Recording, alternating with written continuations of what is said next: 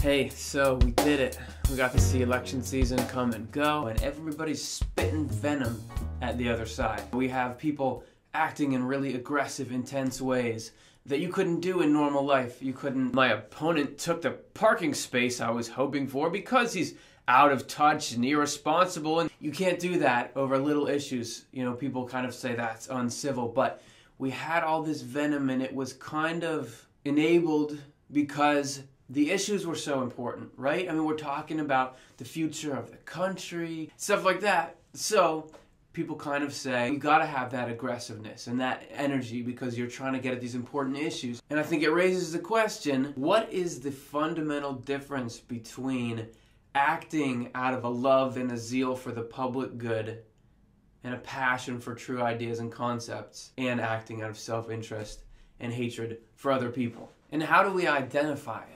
How do you figure it out? Isn't that what we, the public, were trying to figure out that whole time? Who's really acting from good? It's not just in elections, all the time. How do you know when somebody's acting from just being a stand-up dude or from being a jerk? And everybody's going to have an opinion on it. I want to take a look at Swedenborg's definition because I think it's hip. He wrote that if you're being aggressive, you are acting out of love. If, as soon as you're out of danger, you have the intention of becoming that attacker's friend. You're setting it up to say, hey, in this moment, I'm in conflict with this person, but this person, this human is not my enemy. And as soon as we can work through this, I want friendship with them. So you can take a look, man, and judge for yourself. When are there bridges being burned? When is it an all-out attack? When is it being displayed that, hey, man, I want to, after this is all said and done, potentially be able to befriend this person? So we can look out there at those people and judge them and say, oh, they did this wrong, they did this wrong. But that's not the primary use of a technique like this. You cannot judge somebody else and their actions because you don't know what's going on for them internally. You don't know where they're at. You don't know what their motivations are.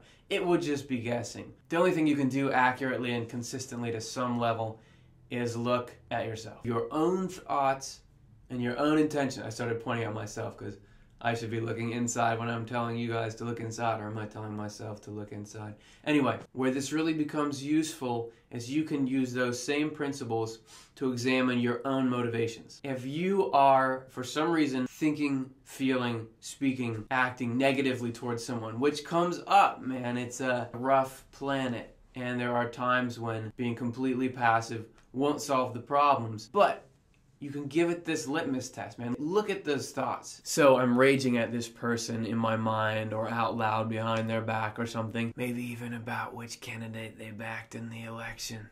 Or at the candidates themselves. What's the agenda?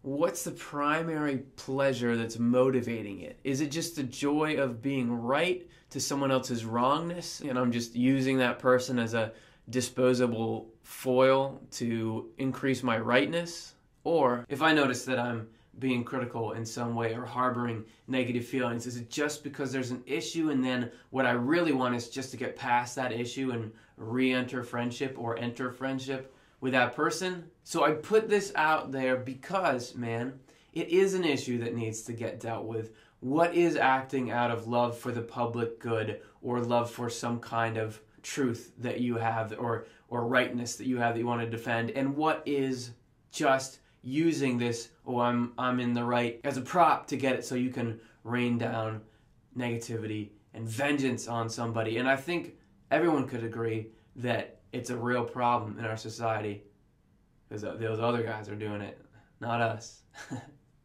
Let me know what you think. Leave a comment. Does that sound like a decent definition of when you're acting actually out of love versus out of self-interest?